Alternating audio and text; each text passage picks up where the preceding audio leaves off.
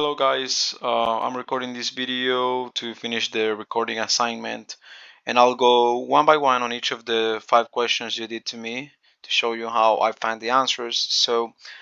First one says explain something technical you recently learned as if you are teaching a non-technical customer. Well, in the past days I've learned about API keys, and I would like to say that an API key is like a digital card or password that allows one system to securely communicate with another.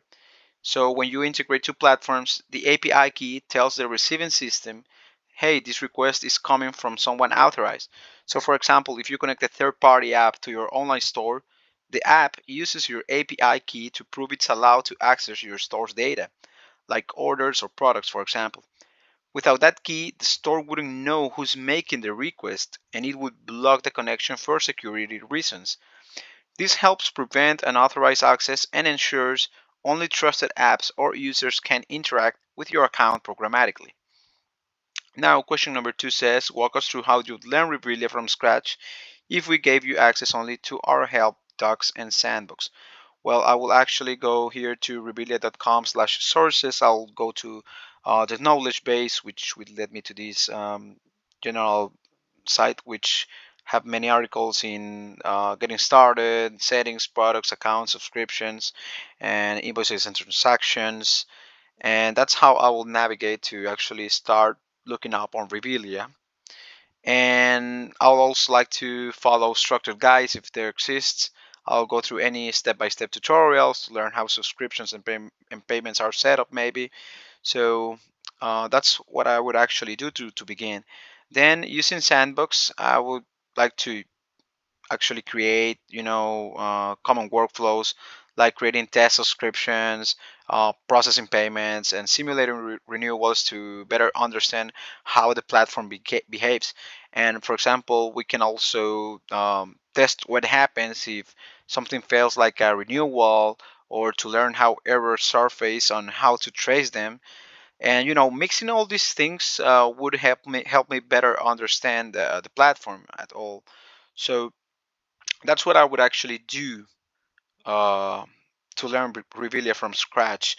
So now question number 3, show us how you'd handle this mark, customer message. Well, this is a scenario in which a customer says their subscription didn't renew, but the order exists in big commerce. So I'll actually start clarifying with questions or making probing questions to better understand what's the issue.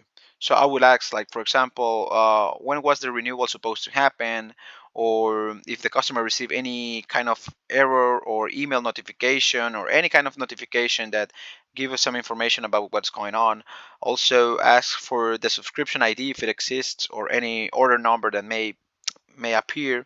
Now number 2, I would investigate by going to Revelia. I guess I can look up, right, in Rebillia.com. I guess I can look up the subscription by ID or any order number to check the subscription timeline, and I'll verify if the renewal event was actually triggered or if it failed.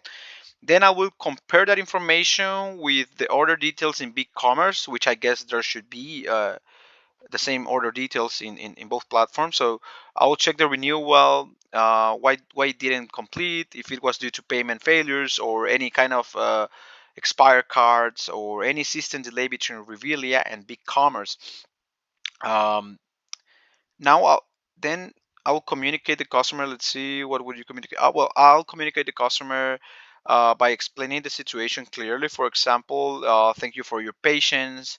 I've checked the subscription in Revelia and confirmed that the renewal didn't process because the payment failed on date October 23rd. Let's say this is just an example. In the case that the renewal process wasn't was failed because of a payment failure. So I would recommend actually the customer to updating the payment method so the renewal can complete successfully, or maybe calling the bank to check up why the payment is not being processed. That's the way I would actually handle this kind of customer.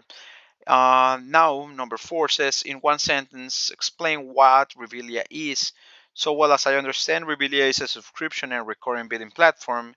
I know that they integrate with e-commerce systems like, for example, BigCommerce, to automate and manage subscription renewals and payments. So that's my answer for question number 4 in one sentence to explain what Rebillia is. Now, number 5, this is a refunding scenario, and I will use some documentation to verify. Well, a Rebillia merchant reaches out to request a refund for one of their customers. So first I'll go to Rebillia platform docs.rebillia.com and use the search bar to type actually here, for example, refund, and it will take me to some related articles. And there's an article that explains actually the difference between partial refund and full refund, void refund, and let's see. Well, a full refund reverses the entire transaction, and a partial refund returns only a portion of the payment. And based on this, I'll guide the merchant like you can issue directly the refund from your Rebillia dashboard. I think here's the dashboard. Yeah, here's how to access the at the dashboard, and he can see his invoice there, and he can select the transaction and click in refund button, so they can be able to refund or process the refund by going directly to their dashboard. So let's see what else. Looking into pretty appropriate help content. Well, this is the appropriate help content, like how to access dashboard. I'm sorry, how to access dashboard, invoices, and how to check status, total balance, and everything, so they can be actually able to to request a refund. And what else is the question? I'm sorry. Understand the refund process, full or partial. Well, here's the actual document that I found about it. I just told you what's going on with full and partial refunds. And what else says the question? I'm sorry. Looking and interpreting. Okay, understand that. Well, this is how I would actually handle the situation. I will explain this to the customer. I will share these findings and how he can navigate to his dashboard and verify the information and request the refund by himself using the dashboard and platform. So I guess in the future days I'll learn more about the platform at all, and maybe have a more proper response to each of the questions. But this is how would I would actually do it without knowing anything about Rebillia, and just by looking up in the documents and resource center. So well, this is it. Thank you so much for your time and have a nice day.